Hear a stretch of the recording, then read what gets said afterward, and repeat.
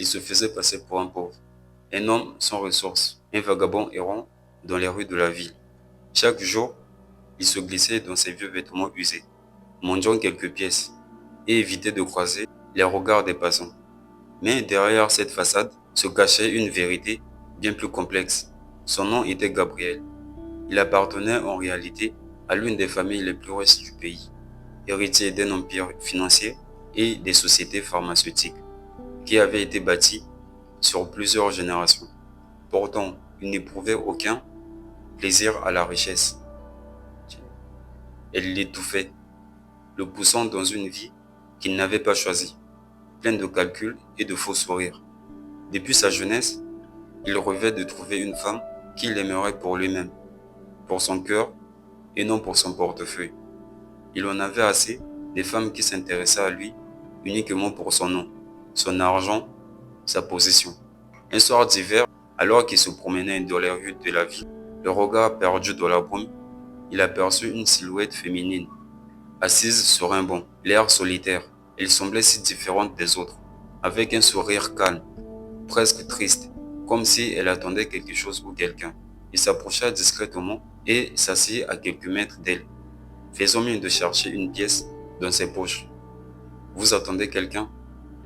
lui demandait-il doucement, sa voix rauque de fatigue. Elle le fixa un instant, étonnée, avant de répondre d'un ton posé. « Non, juste moi-même, » répondit-elle en esquissant un sourire qui fit écho à sa propre solitude. C'est à ce moment précis que Gabriel sut qu'il était sur la bonne voie. Il engagea la conversation, parlant de tout et de rien, et laissa son histoire de pauvre sans-abri se dérouler naturellement. Elle ne le jugea pas.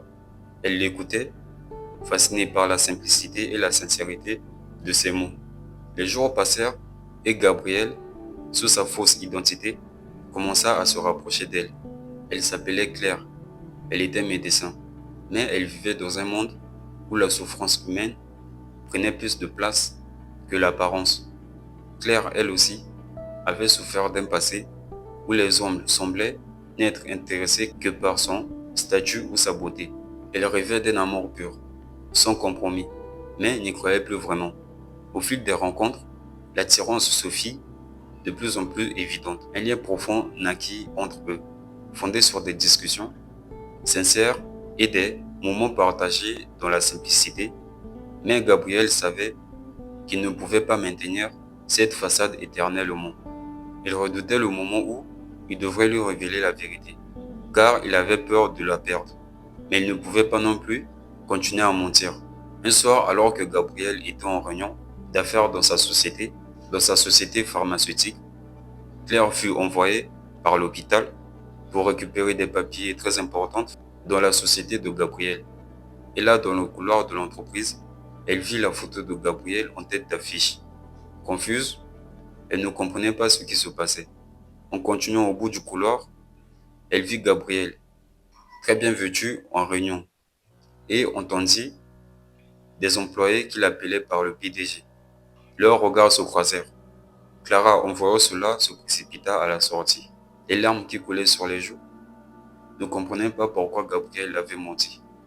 Gabriel, inquiet, lui suiva à son appartement. Mais cette dernière, ne voulant pas le voir, lui dit avec une voix lourde et remplie de tristesse, « Tu m'as menti. Jouer avec mes sentiments. Tout était mensonge, Gabriel. Tu es comme tous les autres finalement. Va-t'en, je ne veux plus te voir. » Le lendemain matin, Claire, en sortant pour le travail, retrouve Gabriel assis devant sa porte et comprit qu'il avait passé la nuit là. Gabriel, le voyant, se leva, prit dans ses bras et se mit à tout lui expliquer. Il lui dit, « Claire, je t'aime. Je ne vois pas mon demain sans toi. Hier encore, mon monde était sombre et sans lumière. Mais tout a changé depuis que je t'ai rencontré. Tu m'apportes la lumière que ma vie avait tant besoin. » Elle le regarda en silence pendant un long moment. Puis, lentement, elle prit sa main et la serra doucement. « Gabriel, peu importe qui tu es ou ce que tu as, ce que j'aime chez toi, c'est ce que tu es dans ton âme. Je ne suis pas tombée amoureuse de tes vêtements ou de ton statut. J'ai vu la vérité en toi dès le début. » À cet instant précis, Gabriel sut qu'il n'avait plus besoin de cacher sa véritable identité.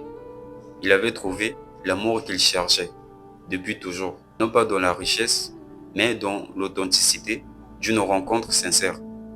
Ainsi, il ne se faisait plus passer pour un mendiant, car il avait enfin trouvé la richesse la plus précieuse de toutes, l'amour pur et véritable.